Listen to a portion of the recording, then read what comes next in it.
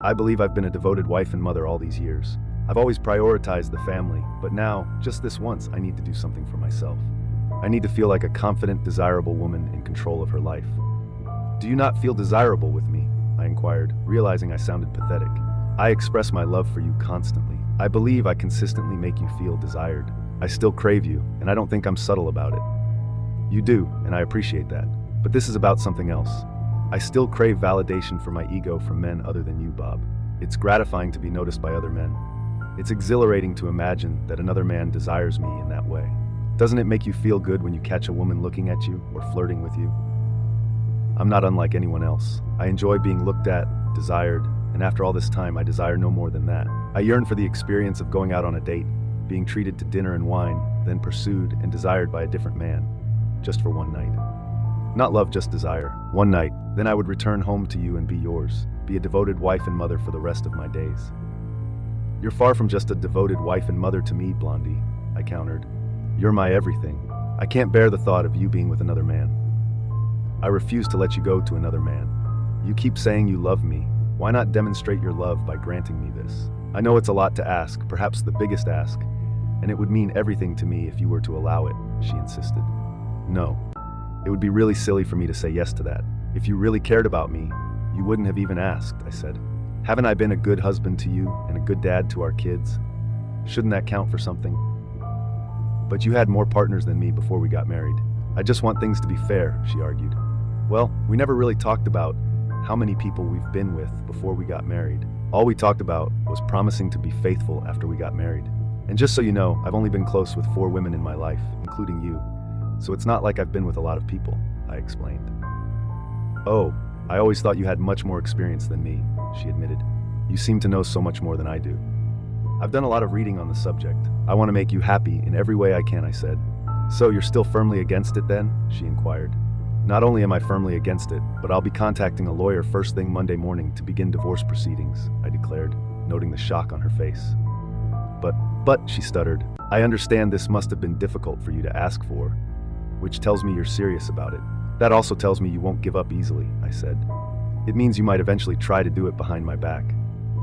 I swear, I haven't been with anyone else. I promised I wouldn't cheat on you, and I meant it, she pleaded. But now that I know you want to, you might see it as not cheating since you've asked, I stated, locking eyes with her. Her avoidance of eye contact conveyed all the information I needed. Are you really willing to tear apart our family, even though I haven't done anything yet? She questioned, her voice hoarse. If you've mustered the courage to ask, it suggests you've been contemplating this for a while, and that indicates you already have someone in mind. Perhaps he's been involved in the planning too, lunches, dinners. Emotionally, you've already betrayed me. By the way, who is he? I inquired. I didn't have anyone specific in mind, she replied, her gaze fixed on a spot on the wall behind me. The silence stretched for about 15 seconds as I bore into her with my stare. She flushed crimson when she met my eyes, registering my disbelief. You don't need to know, Bob, she murmured. Well, technically, no, I don't. But I'm curious about the man who's causing trouble in what I thought was a strong marriage. You can tell me, or I can talk to all your close friends, your boss, and everyone you work with, I warned. Her mouth fell open in surprise. You wouldn't, she started. Wouldn't I? What do I have left to lose? My life's already a mess. My marriage is ruined. A little embarrassment doesn't matter much to me. What about my embarrassment? She cried. I just shrugged and tried to hide my smile. What's his name? I asked firmly. Dan Wilson, she replied softly. Please, Bob, don't hurt him. I can't promise anything, I said. I grabbed the remote and went back to watching the game. She sighed, holding back tears, got up from the couch and went upstairs to our bedroom. I sat glued to the Cubs game, but my mind was elsewhere. I couldn't recall what aired on TV afterward, but I remained in front of the screen for at least another 2 hours.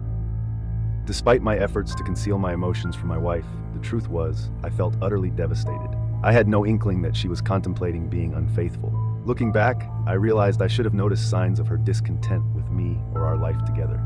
Over the past 3 months, Tracy had grown increasingly distant, not only from me, but also from our children. In fact, it was our daughter, Sher, who first observed it, asking if Tracy and I had been in some sort of disagreement. If you enjoyed this video, consider liking my video. The closeness between us seemed to have diminished. I observed our frequency of sexual intimacy, which used to be 2 or 3 times a week, had decreased to once every other week, despite my efforts. I began to wonder if she might be experiencing some early changes. Furthermore, There were instances of her taking phone calls outside of the room, which was a new behavior, along with nearly constant late-night texting. When I asked about it, she attributed it to Lisa, who supposedly was dealing with issues in her marriage with Jerry. This intrigued me because Jerry and Lisa lived just 3 doors down from us, and I had no idea they were encountering any problems. Over the weekend, I dedicated considerable thought to my available choices. I informed Tracy of my intention to initiate divorce proceedings promptly, but before doing so, I needed to thoroughly evaluate every aspect of my marriage and family. It wasn't difficult to comprehend why other men might be attracted to Tracy. I first met her when we were both 21, and even at 45, she had only gained 10 pounds despite having 2 children. Complemented by ample breasts and a firm buttocks along with her youthful appearance, she seemed closer to 35. I often pondered how I ended up with Tracy, considering she was clearly out of my league. Although I'm not unattractive, standing at 5'11" and weighing 175 pounds, men like me don't typically end up with someone who was the prom queen just 3 years prior in high school. Our paths crossed in an astronomy class at Purdue University during our junior year. While I was taking it for enjoyment, Tracy needed it to fulfill her science requirement. Being somewhat of a geek, I was more than willing to assist her in passing the class, knowing that science wasn't her forte. As the first semester drew to a close, we found ourselves studying in my dorm room when Tracy suddenly leaned in and kissed me passionately. I reciprocated the kiss with equal intensity. "Damn, for most of the semester I thought you were gay," Tracy remarked after we broke the kiss. "No matter what I did, you never seemed interested."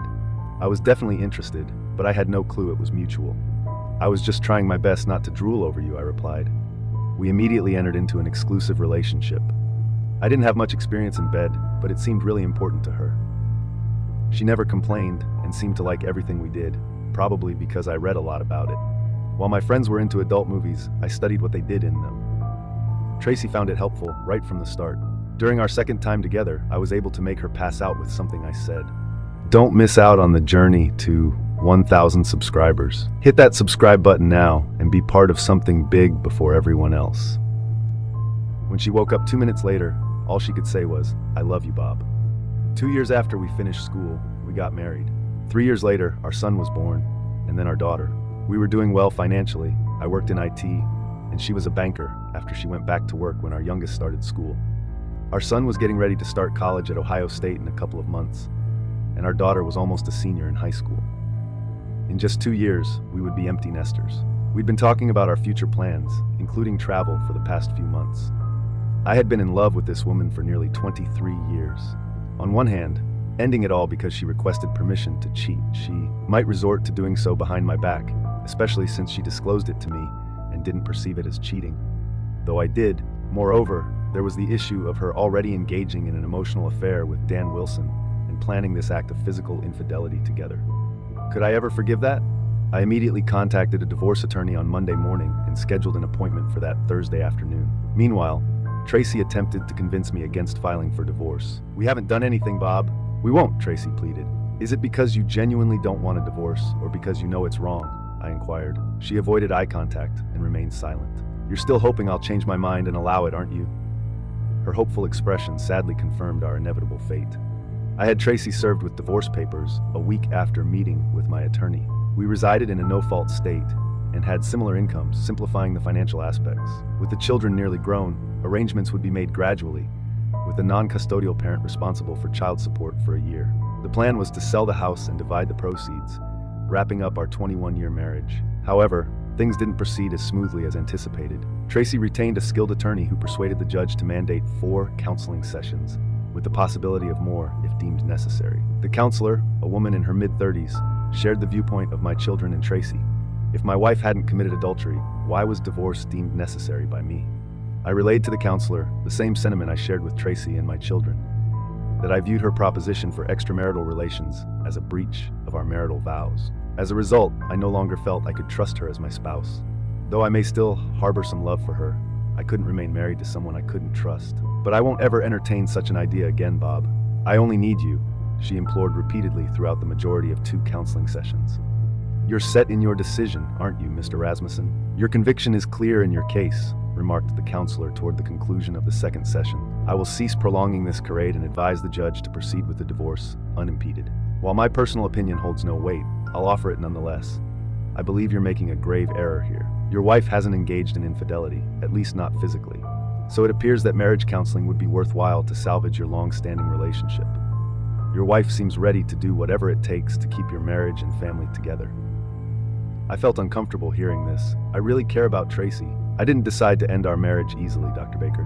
We see things differently. You called it a compromise, but I don't see Tracy's promise to be faithful as one. It's about keeping the promises we made 21 years ago, promises she planned to break with another man, I explained.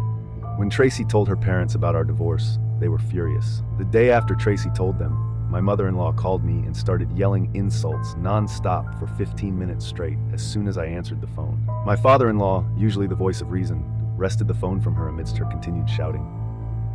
She never even betrayed you, and you're ending it after 21 years? Are you out of your mind, Bob? He bellowed. I recounted the sequence of events to him, and throughout, I could discern his stifled reactions. Occasionally, he would interject with a subdued, "Really?" before I resumed.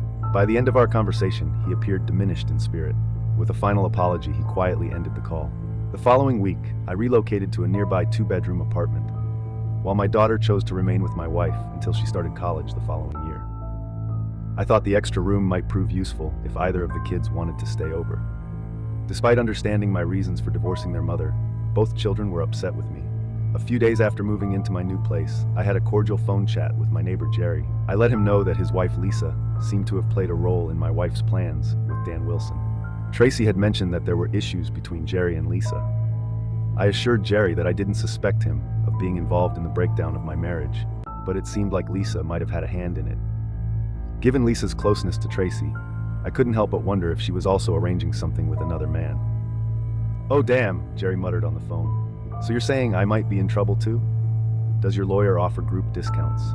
The rise of social media has its pros and cons. For me, a positive was that I could gather plenty of information about Dan Wilson without needing a private investigator, saving me a lot of money. Wilson, a colleague of Lisa, had moved to our local office from Cleveland around 6 months before my marriage fell apart. He had a beautiful fiancée who was still looking for work in our city, so he frequently traveled back to see her on weekends. It seemed he was trying to arrange something with my wife for when he was in town, so he could have a warm welcome in both places. I wondered if Tracy was even aware of Wilson's fiancée. That was all in the past now, except for the call I made to Wilson's fiancée. Soon after, I received word from several sources that Dan's wedding had been called off. His fiancée expressed that he was free to be with his old lady full-time. Did I mention that his fiancée was the daughter of a very wealthy man? 2 weeks before my divorce was finalized marked my 22nd anniversary with Tracy. I couldn't deny the pain of what I had lost, but as I sat in front of my Swanson TV dinner, the more convinced I became that I was making the right choice for myself. Remaining married would have meant a lifetime of suspicion and searching for signs of her infidelity. Was certain deep down that she would inevitably find a way to betray me.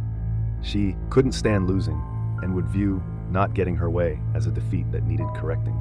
I took a sip of single malt and retired to bed by 10 p.m. Happy anniversary to me. At about 1 in the morning, my phone rang and I realized that my future ex-wife was calling. At first, I wanted to transfer the call to voicemail, but decided to answer because I was already awake. She was moaning and breathing heavily. I could clearly hear the sounds of lovemaking. I knew those sounds well enough to know she wasn't pretending. Even though I wanted to hang up, I couldn't move while I listened to Tracy encouraging her partner, probably Wilson. I stayed on the line for another 2 minutes, enough to hear them finish. I wished I had a phone with buttons so she could hear the phone hang up.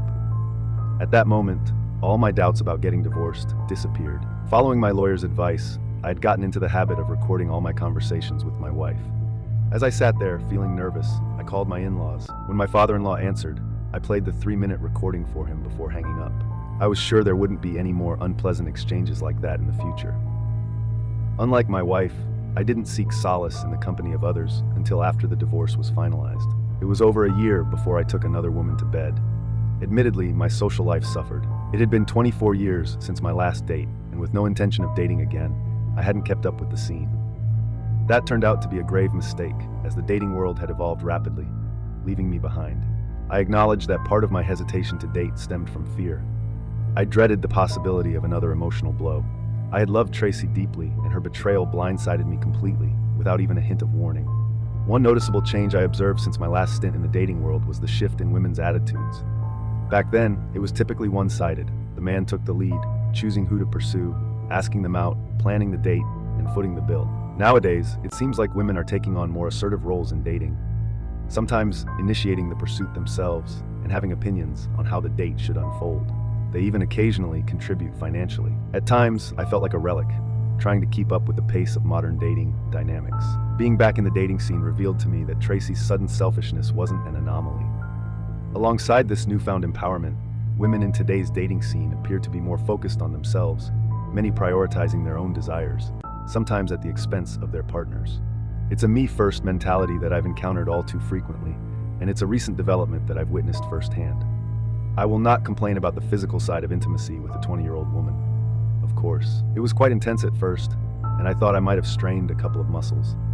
But once I adjusted to the physical demands, the pleasure became incredible. I don't want to discredit Tracy's abilities in bed, but at 45, she couldn't match the energy and flexibility of a young woman. Admittedly, I didn't have the stamina of a young man either, but I made up for it with my tongue and finger skills, which were my forte. However, I was not only interested in younger partners. I've had women between the ages of 25 and 55. I can say that I am open to all ages. However, I usually gravitated towards women of my age, with whom I felt most comfortable. After enduring a challenging week, I concluded a meeting with a new client, situated on the distant side of town. Still dressed in my business suit, I decided to make a pit stop at the bar of a posh hotel restaurant. Perched on a tall stool, I ordered a shot of Glenmorangie single malt. I got there around 7. About an hour later, a lively group of women from a bachelorette party came in and took over some reserved tables. There were about 15 of them, and they seemed really energetic. I was curious, so I decided to stay a bit longer and watch them while I ordered food at the bar. As expected, the bride-to-be was the center of attention. She was a pretty young woman, around 25, with long light brown hair and expressive brown eyes. I have a soft spot for long hair, so I found myself really interested in her, watching her for a few minutes before looking at the rest of the group. That's when I saw another woman who looked to be around 40. She seemed like she was in charge of the evening, keeping an eye on both the innocent and not-so-innocent younger guests. She looked a bit uncomfortable in her black skirt that was riding up her legs as she sat. She attempted to readjust it several times in the initial moments, albeit unsuccessfully. I couldn't help but smile inwardly. She indeed possessed attractive legs. Moreover, she seemed to possess a prominent bosom, not entirely concealed beneath the snug lavender silk blouse she wore. The blouse boasted a modest neckline, descending to reveal her seldom-seen exposed alabaster skin. Her ensemble perhaps leaned towards a younger demographic than she might typically opt for, suggesting it might have been selected by one of the younger women in the group. I silently commended whoever selected and encouraged her to wear it. The women appeared to be thoroughly enjoying themselves, engaged in laughter, libations, and refreshments. As a three-piece ensemble commenced playing, several women rose to dance with one another. This display of women dancing together seemed to embolden other men in the bar, who gradually approached the women on the dance floor and those seated at tables, except for their chaperone. After waiting for approximately 10 minutes, without anyone approaching the chaperone, I determined it was safe and approached her. With her dark brown shoulder-length hair and bright green eyes, she reminded me of Jacqueline Bess during her prime. Equally significant was the absence of a wedding ring on her finger. She blushed a lovely shade of pink when I invited her to dance. Initially hesitant, she eventually agreed, despite receiving teasing remarks from nearby younger women. As she stood up, adjusted her skirt, and took my hand, the first 2 dances were lively, and I silently thanked my ex-wife for insisting I learn how to dance. The subsequent dance was slow, and I was pleasantly surprised when she leaned into me. Her hair carried the scent of white shoulders, which amused me, as it's not typically favored by younger women. We engaged in conversation as we moved across the dance floor. I learned her name was Kathleen Franks. She was the bride's aunt and served as the group chaperone. After thanking me for the dances, Kathleen began to leave the dance floor following the slow dance. However, I held on to her hand and invited her to join me at the bar. She initially protested, citing the need to watch her girls, but I pointed out that she could still keep an eye on them from our vantage point. At the bar, we observed the younger women and engaged in conversation. It came to my attention that she was actually 48 years old and had gone through a divorce after a 15-year marriage. She shared that her ex-husband, a wealthy man, had replaced her with a younger wife who was 27 at the time of their marriage 3 years ago. She also mentioned that her attire was chosen by her niece, the bride. She thought her outfit was a bit too young for her usual style. I told her I thought it looked great on her, and I might have said something nice about her pretty shoes. I've learned over the years that women like it when you compliment their shoes. "Do you think I look okay in this outfit?" she asked innocently. "You look amazing," I said honestly. If I had liked her outfit before, I liked it even more now. seeing how happy she looked. We talked for about 15 minutes. She noticed I wasn't wearing a wedding ring and asked about it. She seemed surprised when I mentioned that my ex-wife had never physically cheated on me. I'm quite traditional, I clarified. She betrayed me emotionally and was planning to do so physically. I couldn't trust her anymore. You can't claim to love someone while desiring someone else sexually. I understand, she responded. Everyone has their own boundaries. A few minutes later, she returned to the bridal party table, but she was still open when I asked her to dance again about 30 minutes later. This time, after we finished, she took my hand and guided me back to the table where the other women were seated, now joined by several other men. The evening turned out to be a success from my perspective. Despite the lively behavior of some of the younger women, I was pleasantly surprised when Kathy asked me to be her date at the wedding in 2 weeks. I was originally planning to attend solo, but I believe I'd have a better time with you. Although we've only just met, you've already acquainted yourself with many of the other guests who will be present, she explained. Plus, it would be a huge favor to me because I really wouldn't want to be there alone looking terribly pathetic. I certainly wouldn't want you to feel that way. I'd be more than happy to accompany you to the wedding, I replied. Just let me know what color you'll be wearing, and I'll select a suit that complements it. She leaned in and planted a quick kiss on my lips. Ooh la la, teased some voices from the end of the table. I grinned while Kathy blushed once more. I could definitely get used to that. While not dancing, I sat with Kathy. At one point, as we were seated, I found myself keeping a watchful eye on the bachelorettes, some of whom were visibly overindulging in alcohol. Given that I am the father of a teenage girl, it was only natural for me to adopt a protective stance. My attention was drawn when I observed a young man guiding one of the girls toward the restroom. Politely excusing myself from the table, I swiftly and discreetly intervened, arriving just in time to intercept the young man before he could usher the girl into the men's restroom. The young man regarded me with contempt, evidently unimpressed by an older gentleman in formal attire. Granted, at 5'11" and 175 pounds, I hardly strike fear into anyone at first glance. Nevertheless, I'd like to believe I'm still in decent physical condition, having endured my fair share of hardships in my youth. Sometimes you have to be ready for unexpected fights to do the right thing, like protecting a young girl from being hurt by that boy. Let go of my hand and leave her alone, old man, he growled at me. She can take care of herself if she wants. I let go of his hand, but with my other hand, I grabbed his head tightly and hit it hard against the wall next to the door. It made a loud crack in the wall, which seemed to shock him. Suddenly, he didn't seem so sure of himself, and he let go of the girl. It seemed like he didn't want to fight anymore. The club got quiet as people noticed what was happening. As soon as I started taking Alicia back to the bachelorette party, Katie and the rest of our group came up to us, took the woman by the hands, and escorted her back to the table. I found myself face to face with the restaurant manager and other employees, fearing that I might be reprimanded. To my surprise, the manager reached out and thanked me for intervening and helping the young woman. The authorities have been contacted. This individual is being taken into custody. They will likely request your details and your version of events, but I believe you have nothing to worry about.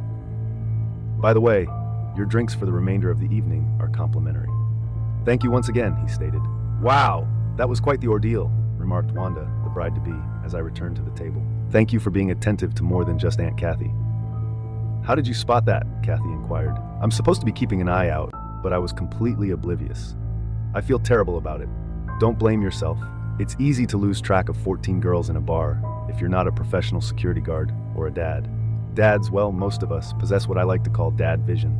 I engaged in conversation and banter with the ladies at the table until they decided to move elsewhere for the rest of their evening.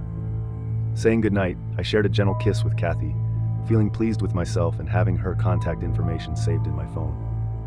Find a private space, one of the girls quipped, prompting laughter from the group. As I watched the women leave the restaurant, I lightly licked my lips, tasting Kathy's lipstick.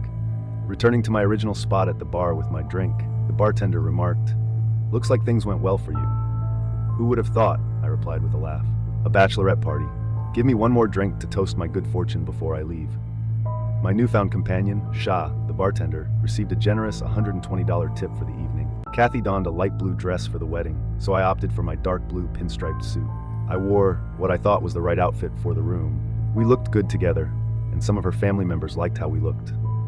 During the wedding, a lot of people came up to me to say thanks for taking care of Alicia. It seemed like the bride had been talking about what I did, like I was a hero for the past 2 weeks. "You're heroic and good-looking." "What a nice mix," said Kathy's sister, Donna Fulham, the mother of the bride, when she came over to introduce herself before the ceremony. She thanked me for helping out the girls a few weeks ago and for being the kind of guy Kathy likes. I also met Kathy's 24-year-old daughter, Marissa, and her fiancé, Ben. When we met, Marissa said, "Well, at least one of my parents isn't trying to date someone from my school."